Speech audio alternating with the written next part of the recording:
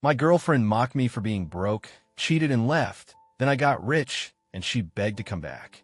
I used to believe that love was enough. That if you truly cared for someone, you could weather any storm together. That even if things weren't perfect, if you had faith in each other, you'd eventually make it through. That belief? Yeah, it died a slow, painful death over the course of my 2-year relationship with Emma. Emma was everything. Or at least, that's how she seemed at first. The kind of woman who could walk into a room and instantly have everyone's attention. She wasn't just beautiful. She was magnetic. The way she carried herself, the way she spoke, the way she laughed. It was like she knew the whole world belonged to her, and all she had to do was reach out and take it. I was hooked from the moment we met. She had this effortless charm, the kind that made people want to impress her. Even the way she did the smallest things, ordering coffee, hailing a cab, tossing her hair over her shoulder, made it look like she belonged in a world way bigger than the one I lived in. And somehow, I'd been lucky enough to be the guy she chose. Or at least, that's what I thought. For the first few months, things were amazing. We had that early stage honeymoon phase where everything felt exciting, where just being around her made my whole day better. We spent nights talking until dawn, making plans for the future. She would curl up next to me in bed, tracing lazy circles on my chest with her fingers, whispering about the life we'd build together. One day, we'll have a place downtown with a view of the skyline. Can you imagine taking spontaneous trips to Europe? Just picking up and going, no worries about money? We're going to be so successful together. Just you wait. But there was something about the way she said we that never sat quite right. Because in her mind, we meant me becoming successful enough to give her the life she wanted. At first, I brushed off the little things. The way she'd talk about her friends' boyfriends, the ones who hadn't made it, investment bankers, tech entrepreneurs, trust fund kids. The way she'd drop hints about wanting to move into a nicer apartment, despite knowing I was on a tight budget. The way she'd joke, always with a laugh, always playfully, about how she was so over dating guys who were still figuring things out. But what Emma didn't know, I wasn't just broke. I was building. Every night, while she slept, I was up until 4 a.m., eyes burning, fingers flying over my keyboard as I coded. My dream wasn't some half-baked fantasy. I was pouring my soul into a startup I knew had potential. I lived off instant noodles and gas station coffee, not because I was lazy or lacked ambition, but because every spare cent went into funding my project. I never told Emma the full extent of what I was doing. Not because I was hiding it, but because I didn't want to jinx it. I wanted to build something real before I talked about it. I wanted to prove, first to myself and then to the world, that I could make it happen. Emma, though, she had no patience for the slow grind. At first, it was just little jabs. Casual, almost affectionate.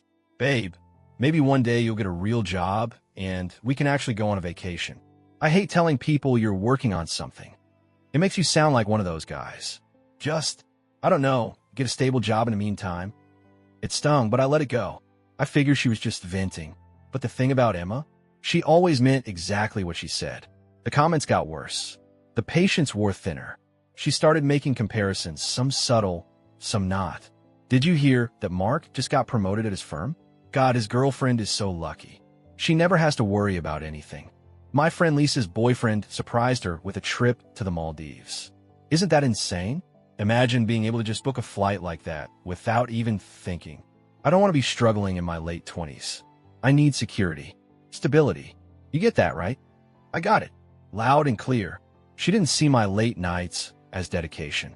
She saw them as wasted time. She didn't see my sacrifices as investments. She saw them as excuses. To Emma, I wasn't someone working towards something big. I was just a guy who wasn't enough yet. And still I stayed. Because despite everything, I loved her. Because part of me still thought, if I can just make it, she'll see. If I could just prove myself, everything will change. I thought we were in this together. But she had already decided she didn't want to wait. And one night, she made that brutally clear. I still remember the night. Everything fell apart. It was a Friday. Emma had told me earlier in the week that she was going out with her friends. Just a girls' night. Nothing major. I didn't think much of it. She went out often, and I was usually too busy working to join. Besides, by that point, I learned not to ask too many questions. Not because I was suspicious, but because I was exhausted. Every time she went out, there was a subtle reminder that I wasn't part of that world. That I wasn't the kind of guy who could afford to drop a few $100s on bottle service. That I wasn't the guy picking up the tab at fancy restaurants. Babe, you wouldn't like this place. It's kind of upscale. You'd be bored. It's just a bunch of finance guys talking about investments and yachts. Ugh, I swear, all the guys there are such douchebags. But at least they know how to have fun. I should have seen it coming. That night, she left around 8 p.m., dressed in a way that made my throat go dry. Tight black dress, heels that made her legs look longer, lips painted a deep red. She barely said goodbye, just a quick, "Don't wait up." I told her to have fun, and then I went back to work. I spent the night hunched over my laptop, trying to fix a bug that had been driving me insane for weeks. At some point, I glanced at the time, 2:47 a.m. Emma still wasn't home. That wasn't totally unusual, but something about it fell off. I texted her, "Hey, you good?" No response. I waited another hour. Nothing. By 4 a.m., I told myself I was being paranoid. Maybe she had crashed at a friend's place. Maybe her phone had died. I didn't want to be the insecure boyfriend, so I forced myself to go to bed. But then, around 6 a.m., I woke up to the sound of the front door unlocking. She came in smelling like expensive cologne. Not hers. Not mine. I sat up. My heart was already hammering, but I tried to play it cool. "Hey, you okay?" She tossed her purse onto the counter, barely looking at me.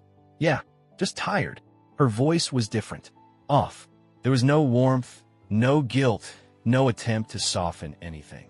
"Where were you?" I asked. She let out a small laugh, almost amused. "Out." And that's when I knew. It wasn't just a gut feeling. It was in her posture, the way she moved around the apartment like she didn't owe me an explanation. Like I was nothing.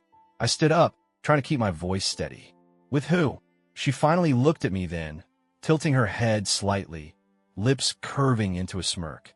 "A real man." My stomach twisted, but I stayed still. "What's that supposed to mean?" She sighed like she was bored, like she was tired of pretending. "It means I'm done pretending that this," she gestured between us, "is going anywhere." I felt like the air had been punched out of my lungs. "Look, don't make this a thing, okay? You're sweet, but let's be real. You're not where I need you to be. I'm not going to sit around waiting for maybe someday." Waiting for what? Success? Money? She shrugged. Stability? A man who actually has his life together. The words hit me harder than I expected. I wasn't surprised. Deep down, I think I'd always known this was coming. But hearing it, having it confirmed, it felt like a knife twisting in my chest. She could have lied. She could have softened the blow. But she didn't. "So that's it?" I asked. "Yeah."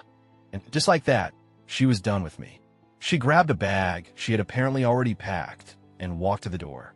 Before she left, she turned back and looked me up and down like she was seeing me clearly for the first time. "You'll be fine. Maybe this will push you to finally grow up." Then she was gone. I stood there for a long time, staring at the door, waiting for the anger, the heartbreak, the betrayal to hit me all at once. But all I felt was cold. The morning after Emma left, I sat in the same spot on the couch for hours. The sun had already risen, casting a dull, gray light into our small apartment. Her absence should have made the place feel empty, but it didn't. If anything, it felt lighter, like something toxic had finally been removed from the air. I wasn't heartbroken. I wasn't even angry. I was just done. Done proving myself to someone who had never believed in me. Done waiting for validation from a woman who had never seen my worth. Emma had made one thing painfully clear. She didn't want to wait for success. She wanted the finished product, the polished, wealthy, successful version of me that didn't exist yet. And that lit a fire in me like nothing else ever had. Because the thing was, I wasn't wrong about my startup. It wasn't some fantasy, some hopeless dream. It was real. I had put in years of work, grinding in silence while everyone, including Emma, dismissed me as a nobody. But that was about to change. For the next year, I disappeared. Not physically, of course. I still lived in the same apartment, still kept to the same routine. But I went into full beast mode. I cut out every distraction. No dating, no socializing, no wasted time. I stopped answering texts, stopped scrolling through social media, stopped giving a damn about anything that wasn't directly contributing to my success. I was up at 5 a.m. every morning, hitting the gym with a vengeance. Not because I wanted revenge. Emma had already lost any hold on me, but because I wanted to level up in every way possible. My body, my mind, my work, everything had to improve. I worked nonstop. Days blurred together. I lived off protein shakes and meal preps. My fridge filled with nothing but eggs, chicken, and vegetables. My desk was covered in whiteboard notes, code scribbled on sticky notes, reminders of my goals stacked in neat rows. I barely slept. I didn't need to, because the momentum was finally shifting. And then one night it happened. I still remember the exact moment my life changed. I had been staring at my laptop screen for what felt like an eternity, eyes burning from exhaustion, when the email came through. Investment proposal approved. I clicked it open, hands shaking. $2.3 million in funding. I sat there, rereading the number over and over, waiting for my brain to catch up. Then, slowly, a grin spread across my face.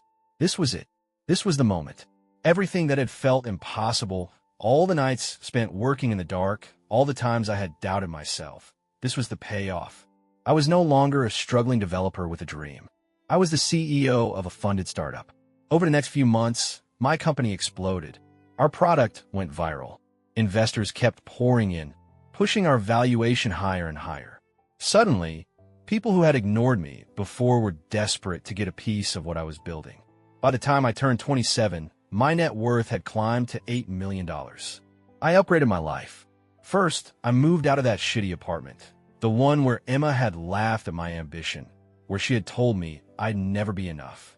I bought a luxury penthouse downtown with floor-to-ceiling windows, marble countertops, and a view that stretched across the entire city. Then the car. I had spent years walking past sports cars in the dealership, promising myself, one day had finally arrived. I walked into the showroom, pointed at a sleek black Aston Martin, and bought it in cash. No hesitation, no second-guessing, just mine. But the biggest change? The way people looked at me. The respect in their voices when they spoke to me, the way they leaned in when I talked, the invitations to events I never would have gotten before. I was no longer some guy trying to make it. I had made it. And yet, through it all, I never forgot Emma's words.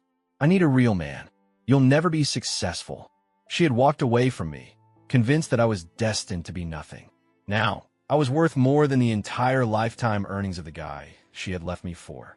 Success is a funny thing. It doesn't change who you are, it just reveals who everyone else is. When I was struggling, people barely noticed me. I was just another guy with big dreams and no results. But the second my company blew up, everyone who had ignored me suddenly had so much to say. People who once looked down on you suddenly act like they've always believed in you. Strangers want to be your best friend. Exes, well, they come crawling back with the most pathetic attempts at rewriting history. Emma was no different. It started with a text. Hey, wow, I just saw your company on the news. That's insane. I always knew you had it in you. We should totally catch up. I stared at the screen, letting out a slow breath. Always knew I had it in me. The same woman who had mocked me for my ambition was now acting like my #1 supporter. I ignored it. A few days later, another message. Hey, not sure if you saw my last message. I just wanted to say I'm really proud of you. We should grab coffee sometime. It's been way too long. I smirked. She was testing the waters, fishing for response. I let her sit in silence. A week later, desperation kicked in. Okay, I know it's random, but I miss you. I was stupid to walk away. Can we please talk? There it was. The realization. Emma had bet on the wrong horse. Now she wanted back in. I could have blocked her. I could have ignored her forever. But that was too easy. I wanted her to see exactly what she had thrown away. So I set the stage. By this point, I'd already upgraded every part of my life. New penthouse, new car, new wardrobe. But I wanted something grander, something that would make a statement. So I bought a mansion. Not just any mansion, one in her neighborhood. The same neighborhood she had once gushed about, saying, God, imagine living here. You'd know you made it. Well, guess what, Emma? I made it. And then, I threw a housewarming party that would be talked about for months. I spare no expense. Live music, an open bar, a guest list packed with CEOs, investors, influencers, the kind of people Emma always wanted to rub elbows with. And of course, I made sure she got an invite. She took the bait instantly. The night of the party, I stood near the entrance, drink in hand, watching as guests arrived. The energy was electric. Laughter, clinking glasses, flashes of designer suits and evening gowns. And then, right on cue, Emma walked in. She hesitated at the doorway, eyes widening as she took everything in. The chandeliers, the marble floors, the infinity pool glowing under the night sky. The luxury, the wealth, the success radiating from every corner. I watched as she adjusted the cheap dress she was wearing, trying to make it seem more expensive than it was. She had once prided herself on being the hottest woman in the room. But here, among the elite, she looked out of place. She spotted me, and her entire face lit up. "Oh my God, look at you," she gushed, walking towards me. "This place is incredible. You really did it." I let her talk. Let her think she had an opening. "I always knew you'd make it. I told all my friends, he's brilliant, just wait and see. And look at you now." I raised an eyebrow, amused. "Is that so?" I said, "because I remember you saying something very different." Her smile flickered, but she pushed on. "Oh, come on. I never really meant any of that. I was just frustrated back then. We were young, we were figuring things out. But, we had something, didn't we?" There it was. The rewriting of history. The desperate attempt to paint herself as a woman who had always believed in me, who had always been in my corner. I let the silence stretch. Then, in the smoothest motion, I turned to the stunning woman standing beside me, Sophie. "Emma, meet Sophie." Sophie was everything Emma had once tried to be. Beautiful, elegant, actually successful. Emma's expression froze. She stammered, trying to recover. "Nice to meet you." Sophie smiled, completely unbothered. "Likewise. I've heard so much about you." Emma's fingers clenched around her clutch. I could see it happening, the realization. The knowledge that she had lost her chance. That the man she had tossed aside like an afterthought had leveled up beyond her reach. I wasn't done. I raised my glass, gathering the attention of everyone nearby. I said, "It's funny how life works. A year ago, I was just some broke guy trying to build something. And a certain someone," I glanced at Emma for the briefest second, "told me I'd never make it. That I needed to grow up and get a real job." A few guests chuckled. Emma's face burned red. But success isn't just about proving people wrong. It's about proving yourself right. It's about knowing your worth, even when others don't. And most importantly, it's about surrounding yourself with people who believed in you from the start. The ones who stuck around, not because of what you had, but because of who you were. So, here's to leveling up, to leaving the past where it belongs, and to never settling for less than we deserve. The crowd erupted into applause. Emma, she looked like she wanted to vanish into the floor. Her face was flushed, her hands clenched, her breathing uneven. She had walked in here expecting to charm her way back into my life. Instead, she had been exposed, not just as the woman who had left me, but as the woman who had failed to see my worth. Without another word, she turned and stormed out. I watched her go, my chest light, my mind clear. Emma never reached out again after that night. Not a single text, not a single call. She had walked in expecting to reclaim her place in my life. She had walked out realizing that she had never been important enough to be remembered. That was the best part. I didn't need to block her. I didn't need to tell her off. I didn't need to seek revenge, because she had done it to herself. She had left me because she thought I would never be successful. She had replaced me with someone she thought was better. And when that failed, when she realized that she had miscalculated, she tried to slide back into my life as if she had never mocked me, never doubted me, never betrayed me. And I made sure that she felt every ounce of regret. The party wasn't just a statement to Emma. It was a statement to everyone. I had built something real, and I didn't stop. I expanded, reinvested, and kept growing. For the first time in my life, I felt whole. What happened to Emma? I didn't go looking for details, but they found their way to me. Emma had jumped from relationship to relationship, always chasing the next rich guy, always looking for security without commitment. But it never worked. The man she had left me for cheated on her within months. From what I heard, she had been blindsided just like she had blindsided me. Except he hadn't been as kind about it. He had humiliated her, tossed her aside like an afterthought, just like she had done to me. After that, she tried to climb the social ladder. But the problem with people who only chase money is that there's always someone richer. Her looks started to fade, and suddenly, she wasn't the hot young thing anymore. She had no real skills, No real ambition, nothing to offer except a pretty face. And even that wasn't enough anymore. I heard through mutual acquaintances that she was still trying to land a guy who could take care of her. But now she was competing with women 10 years younger than her, and the men she once rejected had moved on to bigger things. She had spent her life treating relationships like business transactions. And now, she was broke. I wasn't expecting to see her again. But life has a funny way of tying up loose ends. It happened at a high-end restaurant. Sophie and I had just sat down for dinner when I heard a voice from the table behind me. I froze. That voice. Slowly, I turned my head, and there she was, Emma. Except she wasn't Emma anymore. Not the confident, high-maintenance woman who once sneered at my ambition. No, she looked exhausted. There were fine lines around her eyes, a subtle desperation in the way she leaned toward the man across from her, laughing just a little too loudly at his jokes. I could see it, the realization that time was slipping away from her, that she wasn't the prize anymore, that she was now the one chasing stability, clinging to whatever scraps of wealth she could find. She noticed me. Our eyes met, and for the briefest second, I saw recognition. Then shame. Pure, unfiltered shame. She looked away, pretending not to see me. I didn't say a word. I just turned back to Sophie, smiled, and went back to enjoying my night. Because Emma, she was just another lesson learned. And me, I had one.